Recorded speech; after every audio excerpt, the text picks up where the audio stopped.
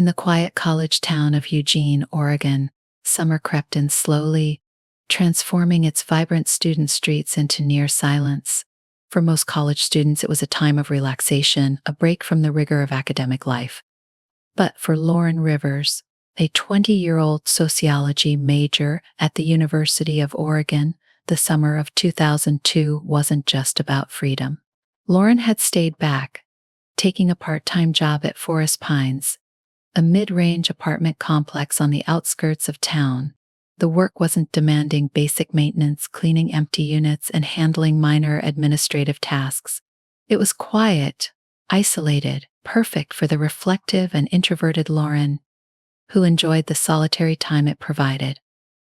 Lauren's coworkers at Forest Pines remembered her as a diligent, kind young woman who preferred keeping to herself, a person with deep empathy but a noticeable reticence. This was her third summer in Eugene, and she seemed to be settling into a rhythm. Her routine was simple: shifts at the apartment complex followed by quiet evenings in her small, shared off-campus apartment. But on the afternoon of July 10th, 2002, Lauren's usual routine was shattered in the most haunting of ways. Her last known sighting occurred around 2 p.m., when a resident briefly spoke with her in the parking lot. By the end of the day, her supervisors realized she hadn't clocked out, and her small purse and sandals were left in a supply closet. Hours passed, and by midnight, her disappearance was reported to the Eugene Police Department. The police initially treated the incident as a missing persons case, routine yet disturbing. It wasn't unheard of for students to go off-grid for a few days, but Lauren's profile didn't fit the pattern of someone prone to vanishing without a trace. A meticulous worker with a close-knit group of friends and family, Lauren's disappearance felt immediate and unsettling.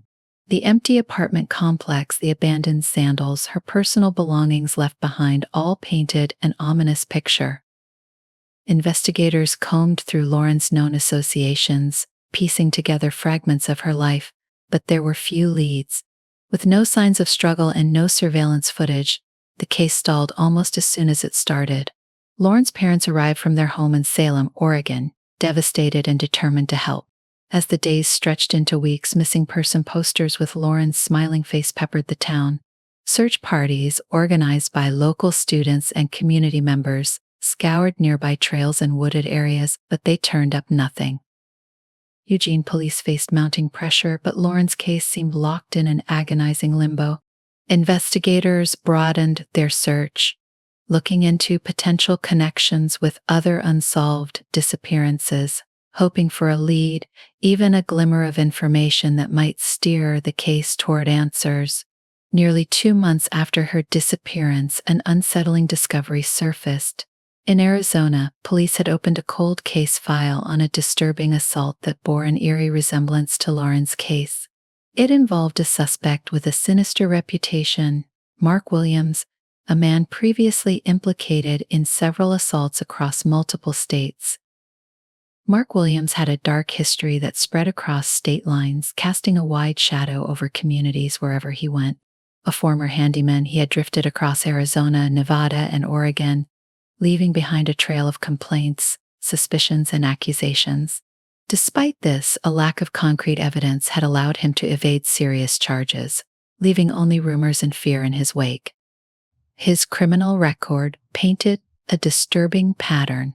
In 1999, a young woman in Phoenix reported an assault, describing her attacker as a tall, lean man with strikingly cold eyes and an unnerving calmness. Her description matched Mark Williams, but he managed to slip away from investigators' grasp due to insufficient evidence. Eugene police, facing increased public pressure, began exploring the possibility that Lauren's case was not an isolated incident. The stark similarities between Lauren's disappearance and Williams's prior offenses couldn't be ignored. But Oregon law enforcement had a problem with no body, no physical evidence, and only a tenuous link between the cases. They struggled to establish a concrete case. Still, the specter of Mark Williams hung over the investigation, his history casting a foreboding shadow. It wasn't until October 2002, 3 months after Lauren's disappearance, that Eugene police received a critical tip from a woman in Arizona who had followed the news coverage of Lauren's case. She believed Williams might be connected to other unsolved cases in the Pacific Northwest. Her testimony gave detectives a boost of confidence, but Williams himself was elusive, a transient with no fixed address. He was difficult to track, slippery and well-practiced in evading the authorities. Investigators soon realized they were dealing with an experienced predator. Williams, now the prime suspect, had mastered the art of staying under the radar. He changed aliases frequently, working low-paying jobs that required minimal identification, moving as soon as the smallest suspicion arose. As detectives dug deeper, they uncovered a chilling timeline that placed him in Oregon around the time of Lauren's disappearance. This discovery provided only circumstantial evidence, but it was enough to secure a warrant for Williams's arrest. The search for Williams intensified as Oregon law enforcement worked closely with FBI agents, hoping to apprehend him before he could slip away again. But each lead was as elusive as the man himself. Interagency cooperation led to a few sightings, and he was finally tracked to a remote area near Coos Bay, Oregon. It was in this rugged, forested terrain, cloaked in heavy mist, that the authorities would confront their suspect. When officers finally took Williams into custody, he appeared calm, even smug, maintaining a silent but unnerving demeanor that betrayed no remorse or fear. Despite the severity of the accusations and the gravity of the situation, he showed little emotion. With his arrest, Lauren's family felt a bittersweet sense of closure, although her whereabouts remained painfully unknown. Investigators, too, knew they faced an uphill battle. Connecting Williams directly to Lauren's case would require a confession, or, at the very least, new evidence that could definitively link him to the young woman's disappearance. Mark Williams's arrest in October 2002 sparked a renewed surge of hope in the small town of Eugene. For Lauren Rivers's family and friends, his capture offered a fleeting sense of justice, a sliver of hope that they might soon learn the truth behind her disappearance. But the legal process proved agonizingly slow. Detectives knew that convicting Williams would be challenging without a confession or physical evidence. In a courtroom, the circumstantial connections linking Williams to Lauren's case would likely be torn apart by his defense. He was infamous for his ability to manipulate the system, exploiting its weaknesses with unsettling skill. Despite his dark history and long string of accusations, Williams had never spent more than a few months behind bars. Following his arrest, investigators from multiple states converged in Oregon, combing through files, sifting through cold cases, and connecting Williams's movements across the country. From Phoenix to Reno, Sacramento to Seattle, a troubling map of violence emerged, and Williams was the focal point. Detectives uncovered an array of unsolved disappearances and assaults that seemed to match his profile, each one an echo of the other's. Young women, isolated locations, minimal physical evidence, and no witnesses. But Williams himself remained infuriatingly silent. Under hours of intense interrogation, he maintained an air of calm disinterest, often meeting investigators' questions with vacant stares or cold, one-word responses. Detectives pushed, showing him photos of Lauren and other victims, presenting him with timelines and details, but he offered no reaction. His defense attorney, an experienced public defender, assigned due to Williams's lack of funds, advised him to avoid speaking without a plea deal on the table, and Williams appeared more than willing to comply. For months, the case against Williams stagnated. Lauren's family and friends endured repeated delays, each postponement extending their nightmare. The press labeled Williams the Phantom, a nickname that reflected his tendency to slip through the fingers of law enforcement across state lines. National attention grew, putting additional pressure on Oregon authorities to bring some form of justice for Lauren and other possible victims. Investigators had Williams in custody, but without further evidence, their case rested on shaky ground. That was until they discovered a critical piece of information buried deep in Williams's past. In an old report from a Phoenix detective, there was mention of a storage locker rented by Williams under an alias. Further investigation revealed that he had rented similar lockers across various states, most of which had gone unpaid and had their contents sold off. Only one remained under his control, an isolated unit just outside of Salem, Oregon. Armed with a warrant, investigators descended on the locker, hoping that it might hold a clue to Lauren's fate. Inside, they found an assortment of chilling items: women's clothing, personal belongings, and newspaper clippings from various unsolved cases, including Lauren's. These were small, unsettling mementos of lives disrupted, reminders of innocence stolen. Tucked between newspaper clippings and trinkets, they found what they had hoped for: photographs of different locations, some showing obscure wooded areas and isolated roads. Among them, detectives noticed a photograph that matched a secluded forested region near Eugene. This clue renewed their hope and led them to an area where search teams could focus their efforts. The discovery of the storage locker propelled the investigation forward. Search teams combed the forests surrounding Eugene, focusing on locations that matched the terrain in the photographs. Cadaver dogs were deployed, their handlers moving through thick brush and uneven ground, enduring days of difficult conditions. For weeks, volunteers and professionals alike scoured the dense woods, but each passing day yielded only frustration and heartbreak. The fear of never finding Lauren's remains weighed heavily on everyone involved, especially as winter approached, threatening to stall the search with colder temperatures and unpredictable weather.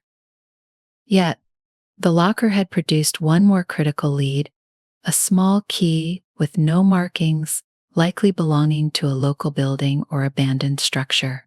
Detectives speculated it might connect to a remote area, perhaps an old storage shed or cabin that Williams could access without drawing attention. The key was traced back to a secluded cabin, registered under another alias of Williams's, located deep in the Oregon wilderness, far from any major roads. A team of investigators, joined by forensic experts, descended on the cabin, bracing for what they might find inside. The cabin was hauntingly empty, a single-room structure with little in the way of furnishings. Dust settled heavily on sparse belongings, with windows boarded up and nearly every sign of life stripped away. But amid the bare surroundings, forensic technicians spotted traces of something else: faint stains on the wooden floor that hinted at past violence. Further tests confirmed what detectives feared: the stains were blood, though degraded by time and the elements. The team uncovered more unsettling remnants within the cabin's walls. Wedged into the floorboards, they found strands of long, dark hair tangled with soil and fragments of fabric. The forensic team carefully extracted these items, knowing they held the possibility of confirming Lauren's final moments. DNA analysis was swiftly conducted, and after a grueling wait, the results came back. The samples matched Lauren Rivers. While the discovery didn't provide answers to the exact details of Lauren's final hours, it pointed to a chilling conclusion. Mark Williams had brought Lauren to this remote location, taking care to avoid detection, hiding her away from any chance of rescue. The investigators now had a location tied directly to Williams and a victim, undeniable proof that he had been with Lauren on the day she disappeared. With this new evidence, prosecutors strengthened their case and public opinion swung decisively against Williams. His image was splashed across newspapers and television stations as the face of a calculating, remorseless predator who preyed upon young women. The town of Eugene watched anxiously as Williams's trial date neared, the community united in their desire for justice. Lauren's family, too, prepared for what they knew would be an emotionally grueling trial, but they held fast to the hope that it would finally reveal the truth. As the trial preparations moved forward, Mark Williams's attorney sought a plea deal in exchange for information about Lauren's final resting place, knowing it was one of the last remaining pieces that could provide closure to the Rivers family. Reluctantly, prosecutors considered the offer, weighing the benefits of a potential admission of guilt against the torment it might cause Lauren's family. The decision would hinge on one man's willingness to confess a rare crack in Williams's cold, impassive demeanor. The town waited, holding its breath for what would come next in this tragic, drawn-out saga of loss and devastation. The plea deal negotiation was a painstaking process. Prosecutors knew that agreeing to any concession with Mark Williams would be controversial, especially in the eyes of Lauren Rivers's family and the broader Eugene community, who wanted the harshest possible punishment for the man who had terrorized their town. But Williams's attorney emphasized that Williams might only reveal Lauren's burial site in exchange for a life sentence without parole, sparing him the death penalty. With no other options likely to yield this critical information, the prosecutors reluctantly accepted. As part of the deal, Williams agreed to a full confession, detailing the events of the day he encountered Lauren. In chilling, emotionless prose, he outlined how he had seen her working alone at Forest Pines and impulsively decided to approach her.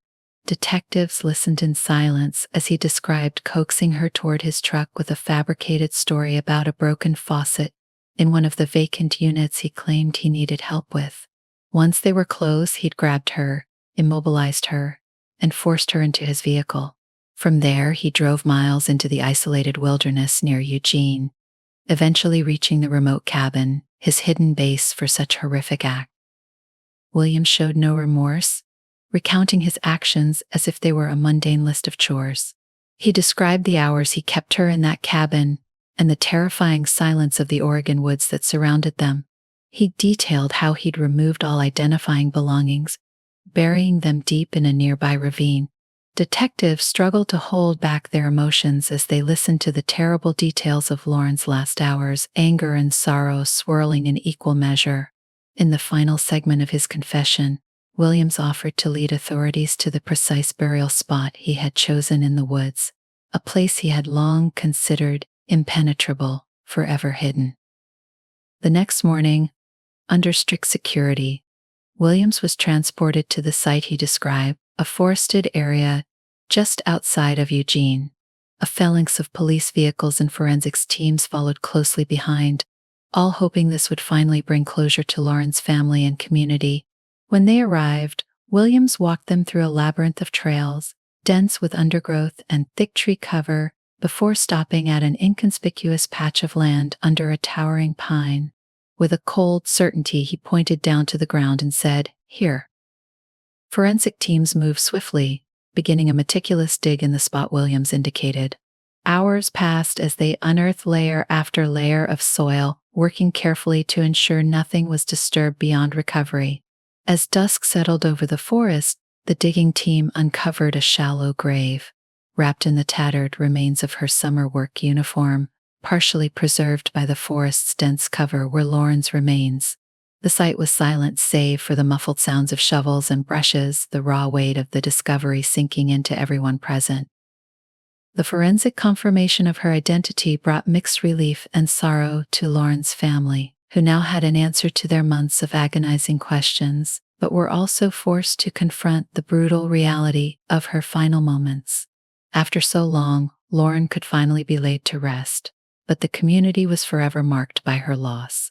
The tragic discovery sparked a new wave of public grief and support, with vigils held throughout Eugene and beyond, commemorating the life of a young woman who had been taken far too soon. With Lauren's body now recovered, Mark Williams's trial progressed with a renewed focus.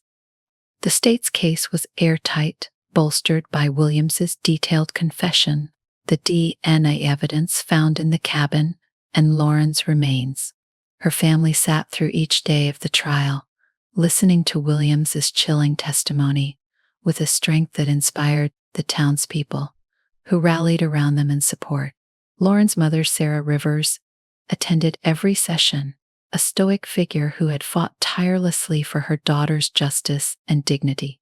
She sat unflinching as the prosecution laid out the chain of evidence, each piece connecting Williams to the grisly act. The prosecutor presented Williams as the methodical predator he was, highlighting his history of manipulation, deception, and, ultimately, violence. Through witness testimony and expert analysis, they painted a picture of Williams's pattern of coercion and dominance, showing that Lauren was not his first victim, just the first for whom he had been fully caught. The prosecution took care to make clear the damage his years of evasion had inflicted on families across multiple states, emphasizing how he exploited legal loopholes and jurisdictional divides. Williams's defense could offer little rebuttal beyond the negotiated plea deal. His attorney, knowing the futility of contesting his guilt, focused instead on procedural points, attempting to mitigate Williams's sentence. But the jury's reaction to Williams was clear from the outset. His cold, unaffected demeanor throughout the proceedings, his lack of remorse, and his calculated admissions sealed his fate. The trial concluded swiftly, with the jury deliberating for only a few hours. The verdict was unanimous: guilty on all counts, including first-degree murder, kidnapping, and aggravated assault. True to the terms of the plea deal, Williams was sentenced to life without the possibility of parole, his presence no longer a looming threat over the families he had harmed. For the Rivers family, the sentence marked a somber end to their ordeal. They would never regain what they had lost, but the trial's conclusion allowed them to begin grieving in peace, a life forever altered but no longer defined by uncertainty and horror. As the weeks passed, Sarah Rivers organized a scholarship in Lauren's name, a fund dedicated to young women pursuing sociology and criminal justice fields Lauren had been passionate about. The scholarship was a small way to honor her legacy, a reminder that her kindness and spirit would continue to impact others despite her tragic end. Eugene, too, changed in the wake of Lauren's case. Community leaders enacted stricter hiring policies for workers in close contact with vulnerable populations, especially those in isolated workplaces. Local law enforcement, shaken by the depth of Williams's crimes and their delayed response, established stronger communication lines with police departments across state lines, hoping to prevent similar cases from slipping through the cracks. Mark Williams's case was soon closed, filed among Oregon's most notorious crimes, a chilling example of the damage wrought by a calculating predator and a system that had long allowed him to evade justice. For Lauren's family and friends, and for the community of Eugene, the scars of her loss would always remain. But they found strength in the unity and resilience they had shown, carrying forward a memory that would be a lasting tribute to Lauren Rivers, a reminder to remain vigilant, compassionate, and relentless in the pursuit of justice. In the months following Mark Williams's conviction, the town of Eugene continued to grapple with the aftermath of Lauren Rivers's tragic case. News coverage waned and most of the country moved on. But for Lauren's family and those close to her, the effects were permanent. The scholarship fund in her name attracted significant local support, becoming a cornerstone of hope for young women eager to make a difference in the fields Lauren had cared about so deeply. To keep her memory alive, Sarah Rivers dedicated herself to expanding the scholarship, speaking publicly about the importance of victim advocacy and preventive measures against violence. In her talks, Sarah shared her family's harrowing journey, hoping to inspire a change that might save others from enduring similar pain. Her speeches reached state legislators, school administrators, and community organizers, emphasizing the need for stronger background checks on transient workers like Mark Williams, whose checkered past had evaded scrutiny for far too long. Eventually, her efforts caught the attention of state lawmakers, leading to the creation of Lauren's Law, which required stricter employment background checks and better interagency communication for individuals with violent criminal records. But behind the public support, Sarah's private world was marked by profound grief. Her home was now filled with reminders of her daughter's absence, each corner a painful memory. She found herself sorting through Lauren's belongings, piecing together fragments of her daughter's life, only to be struck by how abruptly it had all been cut short. Her daughter's bedroom, once vibrant and filled with dreams, was now a silent reminder of everything she had lost. While her mother fought publicly, Lauren's friends also worked to preserve her memory in their own ways. They created an annual memorial event on the University of Oregon campus, gathering each summer to raise awareness about campus safety and commemorate Lauren's life.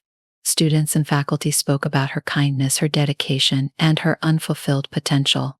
They dedicated a small plaque on campus grounds, a quiet tribute to the young woman whose loss had left a lasting void in their community.